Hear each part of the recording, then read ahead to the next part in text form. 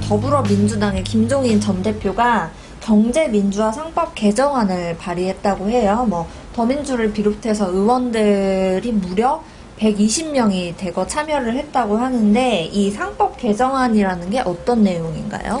120명이 참여했다고 그래요? 네, 어떻게 보면 뭐 다 참여한 것 같은데 이제 경제 민주화 때문에 그런 것 같은데 네. 조금 사실 좀 불안해. 경제 민주화가 조금 뭐 그렇게 지난 한 2년 정도 이렇게 좀 보면은 경제 민주화에서 우리가 뭘 배웠는지 모르겠어요. 그런데 이제 좀 갈등만 깊어진 게 아닌가 싶긴 한데 또 경제 민주화를 이렇게 이제 하다 보니까 120명의 의원들이 이제 같이 이제 서명한 거죠. 기본적으로 이제 집중 투표제, 그다음에 이제 대표 이제 소송의 다중 대표 소송제, 그다음에 이제 이사 선임, 그러니까 감사 분리 선임 뭐 이런 정도인데 이렇게 맞아 보면은 이제 기본 취지가 뭐냐면은 네. 근로자, 그러니까 노동자죠. 노동자하고 그다음에 소액주주의 지배주주 또는 총수의 감독을 강화하겠다는 게 이제 명분인데 생각해 보시면은 지금 우리가 소액주주 보호 장치가 없는 건 아니거든요. 네. 근데 옛날에 우리가 국경이 이렇게 닫혔을 때는 사실상 그냥 소액주주가 있었는데 지금 글로벌 기업 아니에요? 그렇죠. 그러면은 소액주주가 한국 사람이 아니에요. 그걸 조심하셔야 돼. 네. 한국 사람이라면 뭐 소액주주 보호한다 하지만은 소액주주 약자가 아닙니다. 네. 그거를 조심해야 돼. 그래서 자칫하면은 이제 뭐 집중 투표제하고 같이 연결될 때 보면은 상당한 정도로 기업 경영에 충격에 가해질 수 있어요. 네. 그리고 또 그 대표 소송제 다중에 붙었단 말이야. 이게 뭐냐면은 이제 예컨대 보면은 이제 A라는 회사에 내가 이제 주주거든요. 근데 A 회사에서 출자를 해서 그 자회사가 됐다고 지금. 그러면은 자회사를 내가 보통 방법으로는 연결이 안 되잖아요. 근데 이제 다중 대표 소송자가 되면은 A 회사 주식을 가진 사람이 A 회사에 출자한 자회사에 대해서 소를 제기할 수가 있어요, 보면요. 네. 그러니까 바꿔 말하면 이제 자회사 주식을 갖지 않더라도 연결된 위를 주식을 갖고 있으면은 그 아래 소를 제기할 수 있거든요. 네. 그래서 이제 뭐 자칫하면 이것이 만약에 외국인이 또는 이제 뭐 헤지 펀드라든지 그런 등등의 우리나라 유력 기업에 어떤 이제 주식을 갖고 있고 그 유력 기업에 계속해서 이제 출자를 해서 내려간 경우 보면은 아래로 쭉 이렇게 빗장을 풀어놓는 효과가 있어요, 사실. 그러니까 이제 그 어떻게 보면은 이제 재벌을 보는 관이 좀 변하지 않은 것 같아. 아직도 독주하고 있고 뭐 아직도 전행이고 그다음에 근로자는 아직도 약자고 소액주주는 보호돼야 되고 근데 그게 아니거든. 좀 글로벌 경제니까 그런 거를 굉장히 조심해야 돼. 그리고 또 우리 지금 보면 노사 간에서 보면 옛날에는 노동이 약자였죠. 근데 지금은 그게 아니거든요. 네. 거꾸로 보면은 그 무소불위의 귀족 노조를 좀 견제해야 되는 그런 필요성이 있고 견제를 해야 할 어떤 입법 수단이 좀 우리가 좀 고민 중인 그런 이제 현 상황인데 지금도 보면은 이제 노사 간에서 노동이 약자니까 근로자 대표가 사회 추천위원회 들어가야 된다. 이런 거는 좀 잘못된 것 같아요. 그래서 기업 투명성 이런 거는 이제 원칙적으로 상장이 되는 순간에 투명해지거든. 많은 사람들이 쳐다보니까. 그러니까 이제 좀 기업을 좀 중립적으로 좀 봐야 될 것 같고, 그 다음에 또 예전같이 우리가 폐쇄 경제가 아니잖아요. 글로벌 기업에서. 네. 사실 다 외국인들이 다 소액주주인데 그들을 보호하는 건 아니잖아요. 소액주 약자가 아니고. 그래서 이런 것들을 좀 봐야 되는데 경제 민주화라는 이름을 갖다 우리가 붙이니까 마치 무슨 뭐 정의를 좀 구현하고 맞아요. 잘못된 걸 갖다 뭐 시정하는 그런 거로 생각하는데 그건 아니에요, 지금요. 이름은 참 멋있어 보여요. 경제 민주화. 네. 근데 이제 그거 이름이 멋있을수록 우리가 이제 그 안에 이제 좀 독소 조항이 있는데 보자고요. 경제 민주화. 원래대로 하면 뭐냐면 이제 그 뭐 경제 민주화를 이제 자임하는 분이 있잖아요. 그렇죠? 전도서를 자임하는 분이 있는데 그 논리대로 하면은 이제 정치 권력이 경제 권력에서 휘둘린다 이런 얘기를 해요. 네.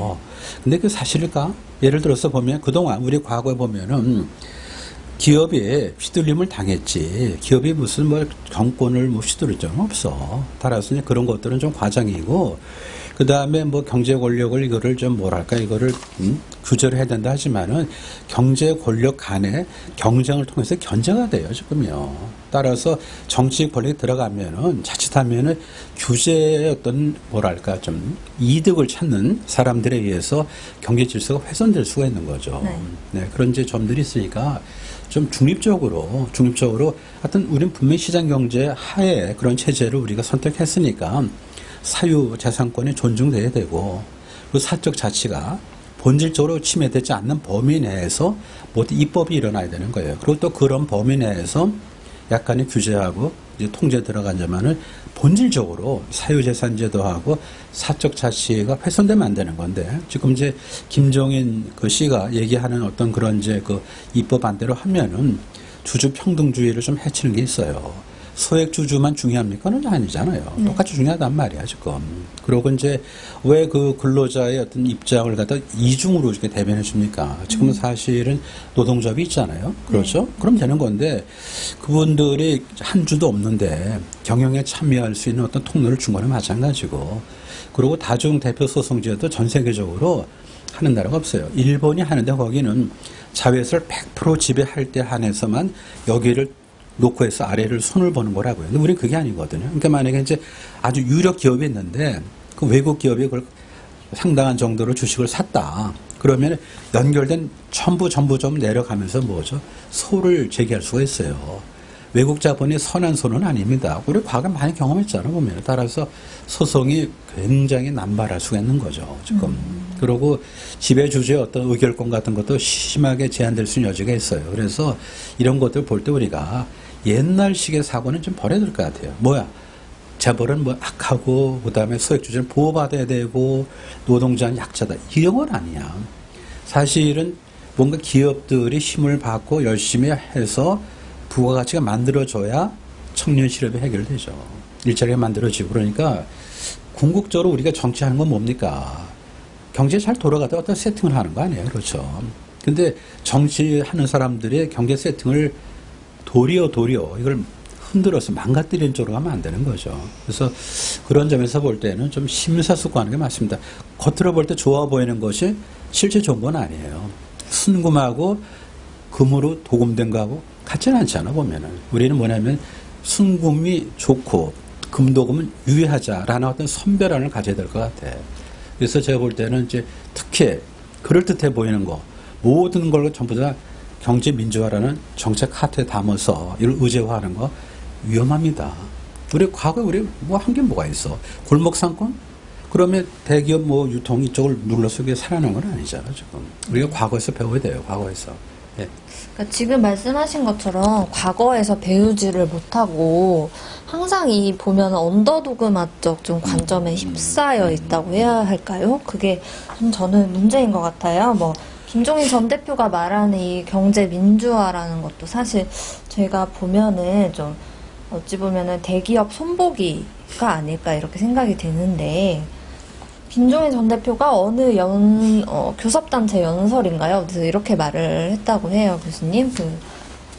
경제 민주화라는 거는 결국 이 의회에서 거대 경제 권력을 제지하기 위해서 하는 거다. 저는 참 이게 경제학을 하신 분이잖아요, 이분이. 보자고요. 그러니까 이제 그게 바로 이제 듣기 좋은 얘기고, 그러면은 지금 이제 기업의 어떤 이제 경쟁력이 뭐겠어요? 소비자하고 투자자 마음을 사야 되잖아요. 그러니까 소비자가 물건을 사줘야 생산비가 환원되잖아요. 그렇죠? 네. 그 다음에 이제 투자자가 주식을 사줘야 자금이 조달돼서 공정을 돌리잖아. 그러면 경제 권력이라는 거는 바로 뭐냐면 기업의 경쟁력과 다른 이름이에요, 보면요. 그러면은 이 권력이 한없이 팽창합니까? 그럼 노키아하고 그 다음에 뭐죠? 소니하고 코닥. 대단한 기업이죠. 망했잖아, 지금요. 그렇죠. 그거 왜 망해, 도대체? 한없이 뻗어간다면. 그죠? 그렇기 때문에 기업의 경쟁력이 컨스탄트 상수가 아니야. 그리고 새로운 어떤 강제에 의해서 지형이 바뀌는 게 또 경제입니다. 그렇기 때문에 그냥 흔하게 얘기하는 뭐 경제 권력에 정치 권력을 압도한다. 그건 아니죠, 보면. 그건 아니죠. 그러니까 그런 잘못된 인식에서 출발하다 보니까 무리수가 나오는 거고 따지고 보면은 정치권이 마음대로 휘두르겠다 하는 어떤 수단으로서 이런저런 어떤 편린적인 그런 논리를 대는 게 많아요. 지금. 사실 저는 그런 의도가 더 클 거라고 그렇죠, 생각을 해요. 그래서 경제 민주화는 뭐냐면은 따져 보면은 경제 권력을 뭐죠? 당사자인 시장에게 돌려주는 것이 경제 민주화의 본질이어야 되는 거죠. 지금 그렇잖아요. 교수님이 네. 말씀하신 대로 경제 권력의 시장으로의 환원이 경제 이것이 민주화다. 경제 민주화다. 네. 그것이 정확한 데피니션이 되는 거죠. 네. 왜냐하면은 의사결정을 하는데 당사자에게 의사결정 권한을 주는 거 아니에요? 그렇죠? 그럼 되는 거죠. 그러니까 되게 뭡니까? 사유재산에 의해서 그리고 사적 자치로서 모든 걸 풀어나가는 게 원칙이란 말이에요. 그러니까 그것이 실현될 수 있도록 뭔가 울타리를 만들어주는 거예요. 그래서 경제 권력에 따지고 뭐죠? 시장으로의 환원이냐. 그러니까 더 간단하게 하면은 정치의 권력이 뭐죠? 손에서 경제 권력하고 사이를 좀 두고 방화벽을 쌓고 안전거리를 두는 것이 이것이 경제 민주화가 돼야 되는 거죠. 네. 예. 그러니까 보통 보면 대중들한테 그렇게 설득이 쉽게 되는 이유가 뭐 경제 민주화라는 미명하에, 그러니까 뭐 경제 민주화라고 하면 아까도 말씀 주셨지만은 굉장히 정의로워 보이고 멋있어 보여요. 그래서 대중들은 항상 거기에 좀 현혹될 수밖에 없는데 실상을 알고 보는 게 중요하다고 생각을 그렇죠. 합니다. 네, 그러니까 우리가 네. 또 계속해서 좀 말씀드리지만 과거에서 배워야 되는데 지금 경제민주화 처음이 아니잖아요. 그래서 두 번째인데 그동안 골목 상권에서 우리가 헤매지 못했고 헤어나지 네. 못했고 또 하나 뭐냐면 납품단가 무슨 후려치기. 만약에 그 당시에 납품단가 후려치기가 있었다면은 그 이후로 얼마나 관련해서 시비가 많았을까? 그렇지 않았잖아 보면은. 그러니까 이제 자칫하면 허수아비를 우리가 공격할 수가 있어요. 허수아비를 공격하는 거야. 네. 그렇죠. 그 논리입니다. 바로 한 축이 바로 뭐냐면은 납품단가 후려치는 데를 징벌적으로 꼬집어 주는 거예요. 과거 실제 그렇게 납품단가 후려쳤다면은 법이 제정되고 나서 얼마나 그 수가 많았겠어요. 그 처벌받는 사람들이 있었어요? 없었잖아요, 지금. 그렇기 때문에 그 당시에도 실제 납품단가는 상호 간의 사적인 어떤 계약에 의해서 이루어진 거지 누가 후려친 게 아니라는 거야, 보면은. 근데 이제 그렇게 생각하다 보니까 그런 법을 만들었는데 그렇지 않았잖아요. 그러면 최소한도 경제 민주화가 다시 재현되는 데는 과거의 사례가 참조가 돼야 되는데 그렇지 못하면은 그거는 말이 아니죠. 그래서 과거에서 배우자는 게 바로 뭐냐면 미래를 볼 때 네. 과거에서 힌트를 얻자는 거야, 보면은. 그렇죠. 네. 그래서 우리한테 가장 중요한 게 뭐죠? 청년 실업을 줄여야 되는 거 아니에요. 그러려면은 지금 말한 대로 조금 뭐 김종인 씨가 얘기하는 어떤 이런 상법 개정안이 도움될 것 같아요? 안 해요. 그건 안 해요. 절대로 소액주주가 경제 약자가 아닙니다. 대기업한테 매질한다고 해서 뭐 청년 일자리가 생기는 건 아니죠. 그러니까 이제 뭐 매질을 한다기보다도 이제 하여튼 뭐 대기업이건 뭐 중소기업은 기업은 그다음 모든 어떤 뭐죠 대한민국 영토에서 이루어지는 경제 활동은 뭐죠 어떤 룰에 의해서 이것이 지위가 되고 룰에 의해서 이것이 우리가 인도돼야 될 거예요. 그게 시장 질서예요, 질서. 근데 거기는 사적 자치가 있어야 되고 그 다음에 사유재산권이 받침이 돼야 되는 거죠. 그래서 사유재산제의 어떤 본질을 갖다가 훼손하고 사적 자치를 사실상 부정하는 그런 입법 같은 거 이건 굉장히 위험한 거죠. 그럴듯해 보일 뿐이지 실제로는 독일 어떤 경제 활동이 제대로 안 일어날 거 아니에요. 그리고 우리 예상했던 것이 이루어지지 않았을 땐 뭐죠? 뭐 허무의식이 쌓이는 거지. 그렇다고. 맞습니다, 교수님. 그 말씀하신 대로 과거에서 우선 배우는 힌트가 있는데도 불구하고 이렇게 지속적으로 경제 민주화라는 것을 들고 나오는 것은 참 다시 한번 생각해봐야 할 여지가 충분하다고 생각을 합니다. 이렇게 해서 조동근 교수님 모시고 뭐 상법 개정안에 대해서 비판해봤습니다. 감사합니다. 네, 감사합니다.